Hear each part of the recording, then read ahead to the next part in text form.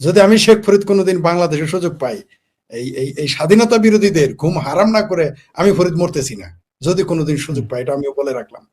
এদেরকে সুযোগ দেওয়া কত বড় ভুল। হায়না কোনোদিনই মানুষ হয় না, হায়না কোনোদিনই মানুষ হয় না। আপনি তাদের যতই সুযোগ দিবেন, সে আপনার খেয়ে আপনার পরে আপনাকেই খাবে। এখন আপনি যোগকে যদি আপনার বুক পকেটে রাখেন, আপনার পাতলা সাদা শার্টের বুক পকেটে যোগ রেখে বলেন বাবা তোরে বুকে রাখছি থাক, আপনার বুকে রক্ত সে শোষণ করবে। সেই জন্য এই জামাত, স্বাধীনতা বিরোধী সহ যারাই হোক, সেটা আত্মীয় হোক বন্ধু হোক, জামাত কোনোদিন কারো বন্ধু হয় না, কোনোদিন কারো আত্মীয় হয় না। বিএনপি আওয়ামী লীগেরও কোনো না কোনো জায়গায় একটা মিল থাকতে পারে, জামাত কোনোদিনই তার আদর্শিক ব্যাপারে সে কম্প্রোমাইজ করে না। আপনি দেখেন বিএনপি জামাতের সাথে কম্প্রোমাইজ করেছে, আওয়ামী লীগ কখনো কখনো কম্প্রোমাইজ করেছে। ফলাফল কি? কোথায় সেই আওয়ামী লীগের লোকজন যারা ছাত্র শিবির জামাতকে আশ্রয় প্রশ্রয় দিয়েছিল, আজকে কেন তারা আশ্রয় প্রশ্রয় দেয় না? কৃতজ্ঞতা থেকেও তো আশ্রয় প্রশ্রয় দেয় না, দিচ্ছে না, দিবেও না। কারণ তারা কোরবানি দিলেও কোরবানির মাংসটা জামাতের লোক ছাড়া দেয় না। আপনি দেখেছেন এই যে যে চীনের উপহার বাটপারি করে নিজেদের বলে চালালো, কাদের দিয়েছে? প্রত্যেকটা চেহারা দেখেন, সবগুলো ধনী মানুষ, সচ্ছল পরিবারে, তাদের দিছে, পরিবারে দেয় নাই। এই হচ্ছে জামাত। অর্থাৎ এরা যে বেহেশতের টিকিটও যদি কোনোদিন পায়, কথার কথা, মনে করেন যে আল্লাহ রসুল্লাহ মোহাম্মদ সাল্লাল্লাহু সাল্লাম বলে না মুসলমানরা, মোহাম্মদ সাল্লাম এই জামাতের আমি রায়, তোরা আমি 5,000 জামাত বেহেশতের টিকিট দিলাম, সবগুলো নিয়ে জামাতের লোকের দিবে, একটাও দিবে না বাইরে। তার প্রমাণ কি? তারা একটা চাকরি পর্যন্ত দেয় না বাইরে। আপনি দেখেন ইসলামী ব্যাংক হসপিটালে একটা বিএনপি লোক পাবেন, আওয়ামী লীগ তো বহুত দূরের কথা। এখান থেকে আওয়ামী লীগকে শিক্ষা নিতে হবে, এখান থেকে বিএনপি কে শিক্ষা নিতে হবে।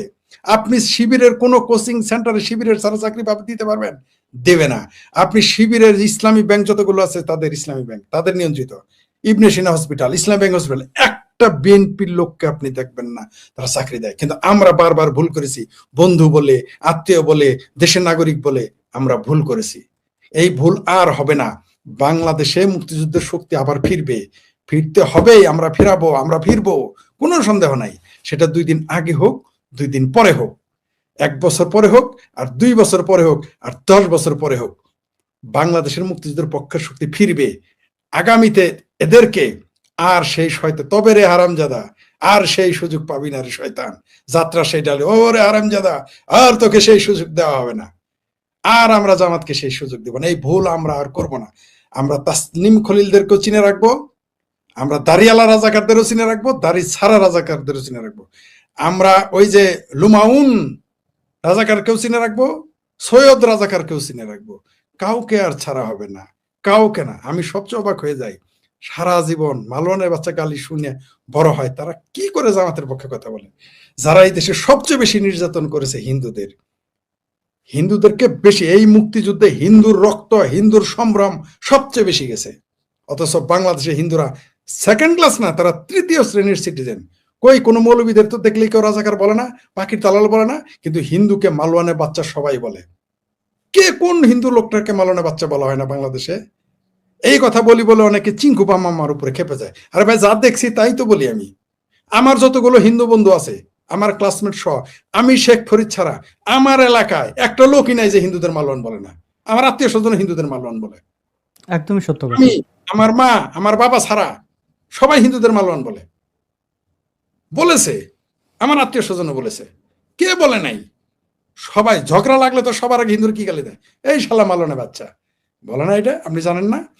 বরিশাল অঞ্চলে অন্য শব্দ ইউজ করেন, নামটা ভুলে গেছি, ওইখানে একটা শব্দ আছে ওদের কি যেন বলে। কিন্তু কয়জন হিন্দু রাজাকার কাছে রাজাকারের বাচ্চা? আরে মুসলমানই তো বলার সাহস পাবে না। আর যে পতাকাটা আপনি দেখালেন, যেটা আমি তখন ভুলে গিয়েছিলাম, আমার হৃদয়ে মানে এর চেয়ে কেউ যদি 2টা ছুরি মারতো আমার সহ্য হইতো। এই পাকিস্তানের পতাকা বাইতুল মুকাররমের সামনে নিয়ে জিন্নার নাতিরা, জিন্নার কেসকি বান্দির পোলারা সেখানে দাঁড়াইছে। কেন রাষ্ট্রদ্রোহ মামলা হইল না? কি কারণে হইল না? বাংলাদেশে যদি আপনি বাংলাদেশের পতাকা অহেতুক আপনি টানান, আপনার বাড়িতে আপনি জেল হবে, এটা কি জানেন? আইন। আপনি সন্ধ্যার পর তাকে উড়াইলো, তার কিছু হইল না, সাইদির পোলা ও এমপি হয় সংসদে। আর চিন্ময় কৃষ্ণ দাস, সে কিছুই করে নাই, কোনো অপরাধই করে নাই, তারে এই চিঙ্কু বাম ফ্রড মাজার জড়াই দিল, পরের দিন জেলে। তার পিছনে হইলো দেবী সরস্বতীর মূর্তি, তার পিছনে হইলো নদীর দেবী, তার পিছনে গানের দেবী, সুরের দেবী, তার পিছনে হলো বিদ্যার দেবী, জ্ঞানের দেবী। সে যায় তারা জড়াই দিল, পরের দিন জেলে। আজকে যদি কোনো হিন্দু রমনা কালী মন্দিরে ভারতীয় মিত্র বাহিনী পতাকা নিয়ে ধরে, তার কি পরিণতি হইতো তখন? রাষ্ট্রদ্রোহের মামলা তো পরের কথা, এটা তো হইতোই, পিটিয়ে মেরে ফেলতো না, শরীরে আগুন, ওই পতাকা পেছে শরীরে আগুন দিত না। কিন্তু পাকিস্তানের পতাকা এটা রাষ্ট্রদ্রোহ অপরাধ। এখন কে বিচার করবে? কারণ বাংলাদেশ তো এখন পূর্ব পাকিস্তান হয়ে গেছে, সেই পূর্ব পাকিস্তানে ফিরে গেছে। সুতরাং এরা এই পতাকা, এগুলো আমরা মনে রাখবো, আমরা আর ভুল করব না। যদি কোনোদিন সুযোগ পাই এই বাংলাদেশ থেকে এই সমস্ত রাজাকার, আলবদর এবং তাদের চেলাপেলা আমরাও দেখবো যখন সময় আসবে তখন। এই বাংলাদেশ আমি চাই আওয়ামী লীগের নিষিদ্ধ করছে থাকুক, বিপ্লবী সরকার হিসেবে আসুক। এরা যেভাবে আসছে তারা বিপ্লবী সরকারে আসুক। বিপ্লবী সরকার ছাড়া এদের সোজা করা যাবে না, নির্বাচিত সরকার দিয়ে হবে না। আর আগামী ভবিষ্যতে তো বাংলাদেশের নির্বাচন হবেই না, সে পথ জামাত এবং বিএনপি এবং চিঙ্কুবামেরা বন্ধ করে দিয়ে গেছে। কারণ এখন তো বিএনপি নিষিদ্ধ হলে আপনি বলতে পারবেন না এটা ফ্যাসিজম, এখন তো জামাত নিষিদ্ধ হলে তো বলতে পারবেন না ফ্যাসিজম, ছাত্র শিবির নিষিদ্ধ হলে ফ্যাসিজম আর বলতে পারবে না। না মেঘমোল্লা বসু বলতে পারবে, না গরুহীন চক্করবর্তী গরু হিন্দুদের মুসলমানদের গরু খাওয়াই বলতে পারবে। আর সেই সুযোগ আর তারা পাবে না, আর মিছিল করতে পারবে না বাংলাদেশ আওয়ামী লীগ। তাই আগামীতে বিপ্লবী সরকার গঠন করে 10 বছর বিপ্লবী সরকার চালে তারপরে নির্বাচন, এর আগে কোনো নির্বাচন আগামীতে হবে না। Thank you.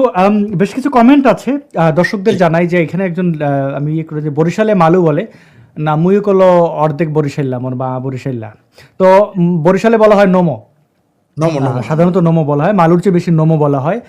চিটাং এর ডেডাইয়া, আর সিলেট মালাউন, ইন্দু, হিন্দু না ইন্দু, তো এগুলো হয়। এবং আপনারা কমেন্ট করতে পারেন যে যেখান থেকে দেখছেন, কিন্তু এক কমেন্ট বারবার করবেন না। আপনাদের কমেন্টটা বড় করে কিন্তু আমি স্ক্রিনে দেখাচ্ছি, আপনারা এই শো এর অংশ হন, এটা আমি চাই। এবং শেয়ার করবেন যদি এই ভিডিওটা পছন্দ হয়। আমরা একদম শেষের দিকে, শেষ করতে হবে। সাইফুল আমিন ভাই এবং আপনি শেখ ফরিদ ভাই, আপনারা যে প্রসঙ্গগুলো তুলেছেন অসাধারণ, নির্দ্বিধায় বলতে হয়। এবং এই যে মাতৃভূমির মুক্তির জন্য আপনারা যে অবদান রেখে যাচ্ছেন, এটা অনেকেই কমেন্ট করেছেন যে প্রতিদিন 2-4 ঘন্টা করে আপনি কথা বলছেন, আমরা কথা বলছি, এইগুলো তো আসলেই একটা সময় মানে এটার ইম্প্যাক্ট নিশ্চয়ই কোনো কিছু বিফলে যাবে না। আর এই এখন আমরা বলতে পারি যে সারা অঙ্গে ব্যথা, ওষুধ দেব কথা, বাংলাদেশের মানুষের মধ্যে রাজাকার এবং আলবদর এদের ছেয়ে গেছে। তো আমরা পরিষ্কারের চেষ্টা করছি, আপনার ভূমিকা জরুরি। আপনি বেশি বেশি এই স্বাধীনতা, সার্বভৌমত্ব, এই বিষয়গুলোকে ধারণ করবেন, যথা জায়গায় প্রচার করবেন, তাহলেই না আমাদের হাত শক্তিশালী হবে। আমরা কিন্তু সংখ্যায় অনেক, এই রাজাকার আলবদর 1971-এর মতো এরা সংখ্যায় কম, কিন্তু এরা যেহেতু বদ, এরা যেহেতু অসভ্য, এরা যেহেতু বর্বর, তাই এদের কর্তৃক অপরাধের মাত্রাটা অনেক বেশি দেখা যায়। চলুন ঐক্যবদ্ধভাবে এগুলো ডিল করি। প্রিয় শেখ ফরিদ ভাই, আপনার কাছে শেষ একটা প্রসঙ্গ, আমরা যদি একটু এটা দেখে আমি দেখানো যায় কিনা, ইরান পরিস্থিতি নিয়ে যদি একটু বলতেন। আমেরিকা, ইরান এবং এই পুরো পরিস্থিতিতে বাংলাদেশের তৌহিদি জনতারা কিন্তু সেভাবে অ্যাক্টিভ না, তারা চুপ। আমি বলবো না যে চুপ থাকাটা খারাপ বা ভালো, আমি বলবো যদি এখন আওয়ামী লীগ ক্ষমতায় থাকতো তাহলে দেখতেন যে আমেরিকান দূতাবাস ভেঙে ফেলতো, ভারতের দূতাবাস ভেঙে ফেলতো, ইরানে হামলা কেন ভারত জবাব চাই বলতো। তো এখন এবং বাংলা মিডিয়াগুলো যা বলছে তাতে তো বাস্তবতার সাথে মিল পাই না, যে 3 সপ্তাহে ইরান যুদ্ধ, ট্রাম্পের নিয়ন্ত্রণের বাইরে পরিস্থিতি, বাড়ছে অস্থিরতা। আসলে এই যুদ্ধের ব্যাপারে এই যে বাংলাদেশের বাঙ্গু মোমিনদের সেন্টিমেন্ট, তারা যেভাবে শিয়াদেরকে ঘৃণা করে পারলে হত্যা করে ফেলে, একইভাবে তারা যেভাবে আহমদিয়াদেরকে ঘৃণা করে পারলে হত্যা করে ফেলে, আবার ক্ষণে ক্ষণে তাদের পক্ষও নেয়। এই দ্বিচারিতা বাদ দিয়ে কিভাবে এই সার্বভৌমত্ব রক্ষার জন্য ধর্ম বর্ণ নির্বিশেষে যে আমরা এক থাকার মন্ত্র যদি আমাদেরকে একটু বলতেন। ধন্যবাদ আপনাকে, খুবই গুরুত্বপূর্ণ এবং স্পর্শকাতর বিষয় নিয়ে কথা বলছেন। সবচেয়ে একটা আজব ব্যাপার শুনেন, যে ভারতে এখন হাই হোসেন করতেছে শিয়া খমেনির জন্য, সেই উত্তরপ্রদেশে কিন্তু আজকে মারামারি হয়েছে, ঈদের মধ্যে মারামারি হয়েছে। ওরা ঈদের মধ্যে ওরা খমেনির পক্ষে মিছিল করেছে, ভারতের সুন্নি মুসলমানরা তাদের দৌড়াইতেছে, তাদের সাথে কিন্তু দাঙ্গা হয়েছে। এরা বাংলাদেশের মুসলমানরা দেখেন শিয়াদের সারা জীবন কাফের বলেছে, এরা কোনোদিন শিয়া মোহাম্মদপুর শিয়া মসজিদে গিয়ে জীবনও নামাজ পড়বে না, প্রশ্নই আসে না। আর মোহাম্মদপুর থেকে এসে শিয়ারা আমাদের মসজিদে নামাজ পড়বে না। আর এরা আহলে হাদিসেরাই তো, আর ওই যে চরমনায় পীর আর আহলে হাদিসের নামাজ পড়তে গেলেই তো ঝগড়া লেগে যায়। শেয়ার শুনি তো পরের কথা। আর বাংলাদেশের মিডিয়া হচ্ছে কি, আর হলো বাংলাদেশের বুদ্ধিজীবীর মতো, যেদিকে বৃষ্টি ওই দিকে ছাতা। বাংলাদেশের বুদ্ধিজীবী আর বাংলাদেশের মিডিয়ার কথা যদি শোনেন তাহলে আপনি উন্মাদ হয়ে যাবেন, অথবা আপনি পাগল হয়ে যাবেন, বুঝছেন?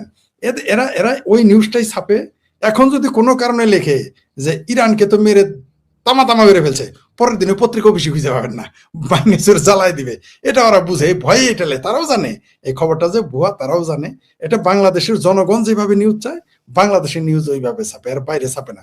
ইরান বলতে কোনো রাষ্ট্র পৃথিবীতে থাকবে না খুব শীঘ্র। ইরান বলতে মানে যেই দিন আমি আপনার চ্যানেলে বলেছিলাম কিনা মনে নাই, যেই দিন ইরান সৌদি আরবে হামলা করেছে, যেই দিন ইরান দুবাই হামলা করেছে, যেই দিন ইরান বাহরাইনে হামলা করেছে, যেই দিন ইরান কাতারে হামলা করেছে, তুরস্কে হামলা করেছে, সেই দিন ইরান তার ভাগ্য নতুন করে লিখে ফেলেছে, ইরান রাষ্ট্রকে ভেঙে ফেলা হবে। আপনি নিশ্চিত থাকেন ইরান রাষ্ট্র থাকবে না। কারণ এখানে আরব বনাম অনারব, আরব বনাম পার্সিয়ান, এই যে পারস্য, আরব সভ্য, আরবরা এবং পারস্যরা যে যুদ্ধ, এটা এখানে এইভাবে একটা যুদ্ধ হচ্ছে। তারপর ধর্মের মধ্যেও আলাদা, সেটা হলো এরা হচ্ছে শিয়া, এরা হচ্ছে সুন্নি। অলরেডি আরবের প্রিন্সেরা বলা শুরু করছে ওরা তো মুসলমানই না, বলা শুরু করে দিয়েছে। আর বাংলাদেশের মাযহাবিরে তো বলা শুরুই করে দিয়েছে এরা মুসলমান না। আমি তো আজকে পোস্ট দিয়েছি তাদেরকে, এগুলো তো আমার কথা না।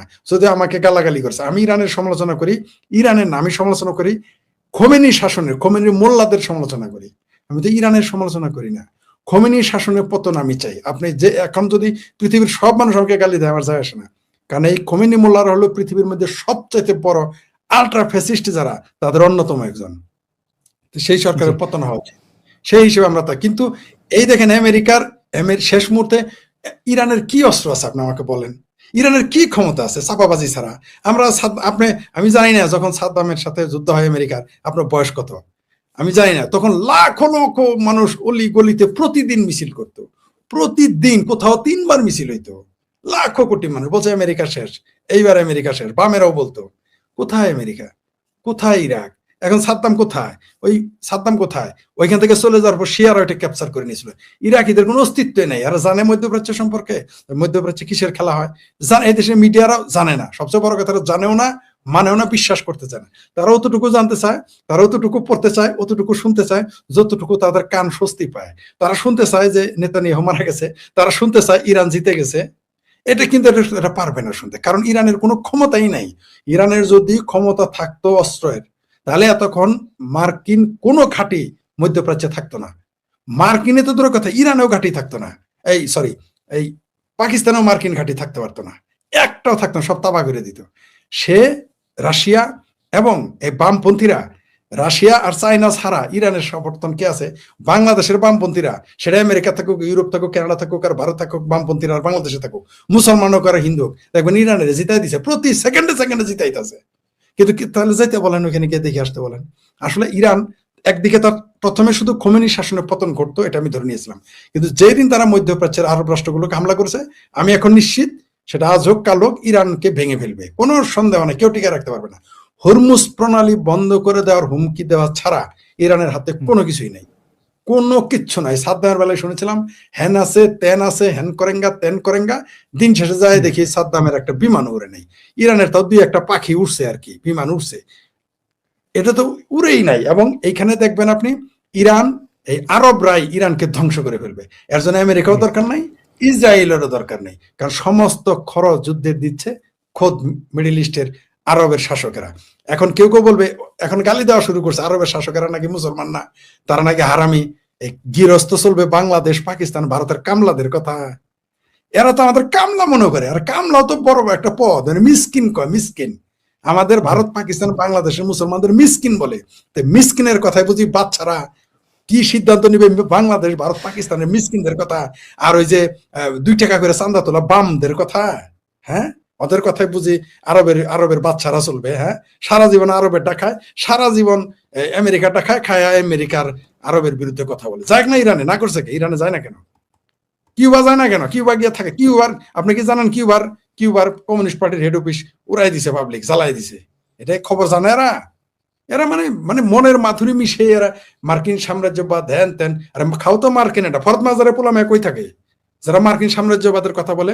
আরে ভাই, আমি শুনে অবাক হয়ে গেছি, কমরেড দিলীপ বড়ুয়া, সে আমেরিকান নাগরিক। আমি কি বলে এটা?